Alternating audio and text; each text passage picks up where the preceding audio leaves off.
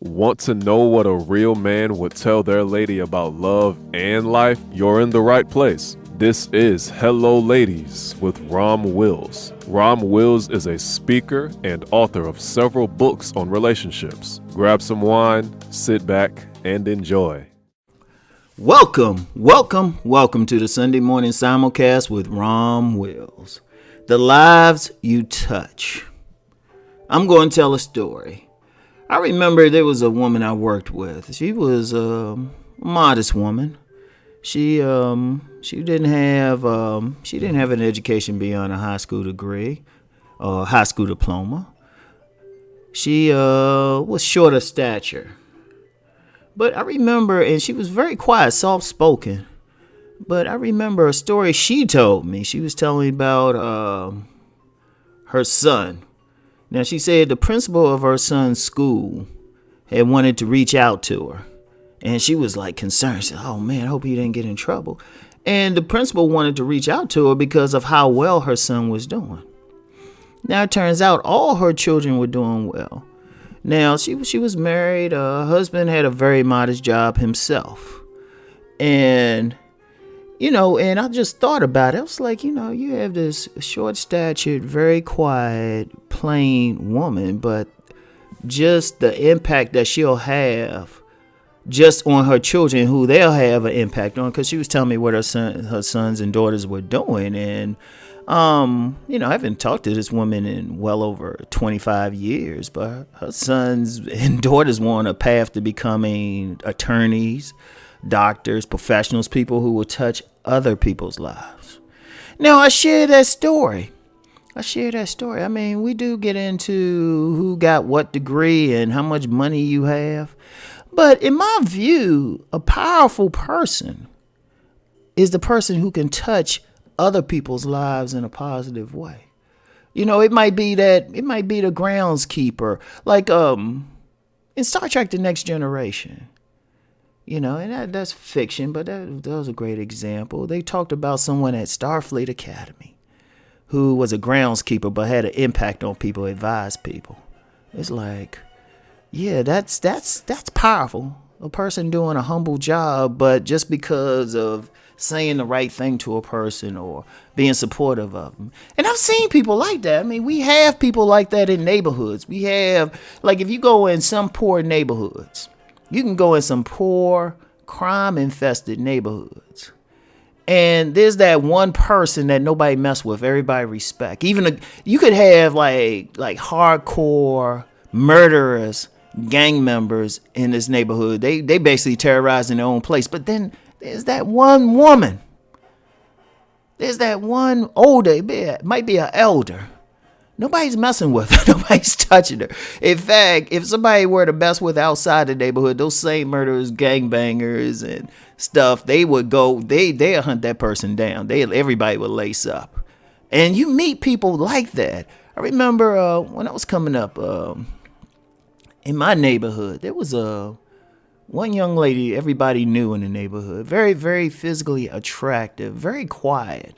Very beautiful, very quiet, but nobody disrespected her. Nobody disrespected her in a sexual way. Nobody said anything out of the way to her. Even though she had the, looks and body build and sex appeal to do that, but just how she carried herself, everybody respected her. And I remember very, very humble living. And I remember one time, I saw her in downtown D.C. And I remember I was coming from some meeting. I was agitated as hell. My mom was agitated. And I remember she just saw it. I said, hey, how you doing? And I probably had a mean look. Man, she just grabbed my hand, just held it. Didn't say anything, just held it. Just looked at me. And I was like, and I was just talking. I was like, she just let me say what I was going to say, kind of complaining, venting. She just said it. And then after a while, I was like real calm. And people like that are beautiful. People are like that. And I don't mean in a physical way. People like those that I've mentioned, real life, fiction, they are powerful in the sense of their spirit can bring healing to another person, or they can make it better. They're the type who they just come. I mean, I've seen this so many times. I've seen powerful men show respect to them, especially if they're women. But sometimes if it's a dude, it might be that dude, just quiet dude on the corner or something, or they're very humble, but everybody's listening to him. Now I remember one dude like that. He transitioned a while ago, and he had a humble job. He worked in this book stand in downtown DC, and he was just an employee there, but the impact he had on people, like, he had attorneys. This is in the downtown part of K Street area where you have a lot of law firms. You had attorneys who would bow to his wisdom. They would listen to him. They would come seek his advice on something. And he's given me a lot of advice. And you think about him, he had a humble life, really. You look at him. He didn't have a high school education, but I actually got more financial advice. And I always remember the lessons he taught me. I always remember it really impacted. It's like, I don't like really discussing specific religious paths.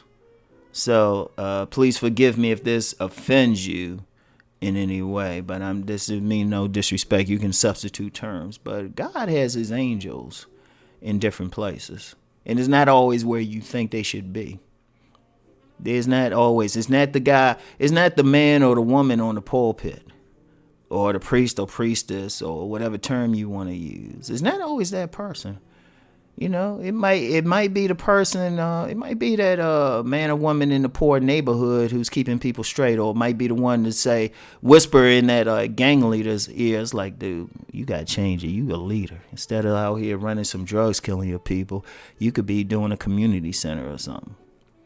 It could be a person in a prison who, they made their mistakes, but that person getting in there, and they might be the ones that, like, keep people safe and send the kids back out to do something. It could be that mother in the neighborhood who, have her own kids, but take in some of the other kids who might not have that parent or that guidance. It could be anything. It could be, God will have his angels wherever they're needed.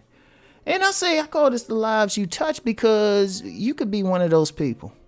A lot of people feel like, well, I don't have this degree, or I don't have this standing, but yet you have something in your heart that can reach out to somebody and just give a kind word, or do something, like make you feel something. And I see people like this all the time. It's humble, and it's like they're in humble positions. But people love them because of the impact they have. Because of the impact that they have, that they reach out, that they say something. Or sometimes it might be, sometimes it could be that old dude who just snatches you up. Now, a story I've told before, when I learned how to ride a bike. Now, and I always remember this. Now, I remember when I was younger, it was me and my mother and sister. We lived in it was, I know it now to be like a mother-in-law suite, but it was like a little spot we lived in. It was next to this bigger house. It was owned by a contractor. And, I didn't have the father figure at the time. And I was trying to learn how to teach myself how to ride a bike. I took those training wheels off, and, independent Rom, I was just trying to figure it out. Fell a few times. I remember the owner of the house, this contractor, came out. He walked out. He was going someplace. He had to be going to church or something. I don't remember what it was exactly.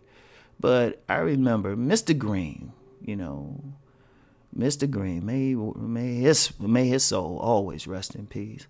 I remember this dude had on those white, how those old school guys did, that double-breasted suit on, nice shoes, everything, shine sharp.